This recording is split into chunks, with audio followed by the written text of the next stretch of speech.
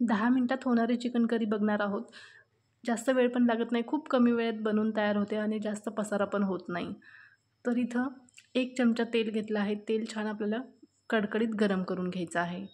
इथं छोटा कांदा घेतला आहे. कांदा आता तेलामध्ये छान परतून घ्यायचा आहे. आता ह्याच्यामध्ये थोडीशी हळद आणि थोडंसं मीठ टाकायचं आहे. चिकन घेतलं आहे. चिकन स्वच्छ 2-3 पाण्याने धुवून घेतलं आहे. अर्धा किलो चिकन आहे. आता हे पाणी न टाकता आपल्याला वाफवून घ्यायचं आहे, कारण चिकनचंच पाणी सुटते, त्याच्यामुळे दुसरं पाणी टाकायची गरज पडत नाही. आणि हे चिकन काय लगेच 5 ते 7 मिनटात शिजून तयार होते. आता हे आपण झाकून ठेवूया. कधी पण चिकन शिजवता वेळेस ना झाकून ठेवायचं, म्हणजे पटकन शिजते.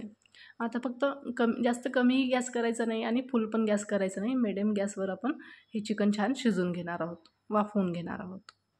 आता बघू शकता चिकन छान आपलं शिजलं आहे.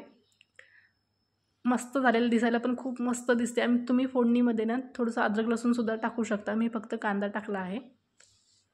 आता मसाला बनवून घेऊया. खोबरं घेतलं आहे, एकदम पातळ कापून घेतलं आहे. आता खोबरं छान आपल्याला भाजून घ्यायचं आहे. आता तुम्ही हे मसाला करताय ना, हे मसाला कोणत्याही नॉनव्हेजच्या भाजीसाठी वापरू शकता आणि 15-20 दिवस हा मसाला छान राहतो बिना फ्रीजचा. आणि ग्रेव्ही घट्ट होण्यासाठी, एकदम दाटसर ग्रेव्ही होण्यासाठी ना, इथं आपण एक मी टिप सांगितली आहे, तर तुम्ही ती नक्की फॉलो करा.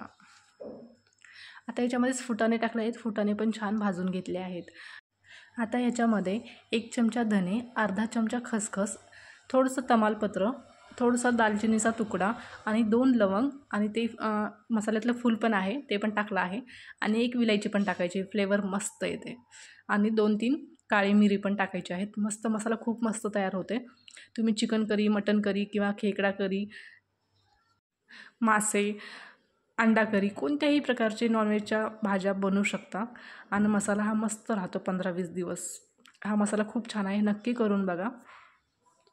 रेसिपी खूप सोपी आहे आणि जास्त मसाले यूज पण नाही केले.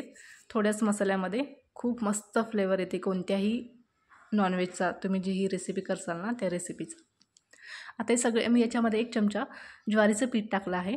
आता हे सगळं खमंग भाजून घ्यायचं आहे ज्वारीचं पीठ. जर तुमच्याकडे ज्वारीचं पीठ नसेल तर तुम्ही बाजरीचं पीठ वापरा 1 चमचा. बाजरीचं पीठ नसेल तर बेसन पीठ 1 चमचा वापरू शकता. ज्वारीचं किंवा बाजरीचं किंवा बेसन पीठ कोणतेही पीठ जर वापरत असाल ना, पहिले खमंग भाजून घ्यायचं तव्यावर आणि मगच वापरायचं.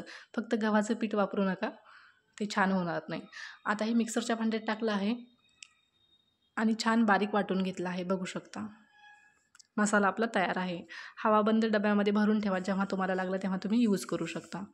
आता इथं 2 मिडियम साईजचे कांदे घेतले आहेत. त्याच्यामध्येच 4-5 लसणाच्या पाकळ्या आणि थोडासा आल्याचा तुकडा घेतला आहे आणि हे छान मिक्सरला फिरून घेतलं आहे. आमच्या मिक्सरमध्ये जास्त बारीक होत नाही, तर एकदम कांद्याची पेस्ट करून घ्यायची पाणी न टाकता.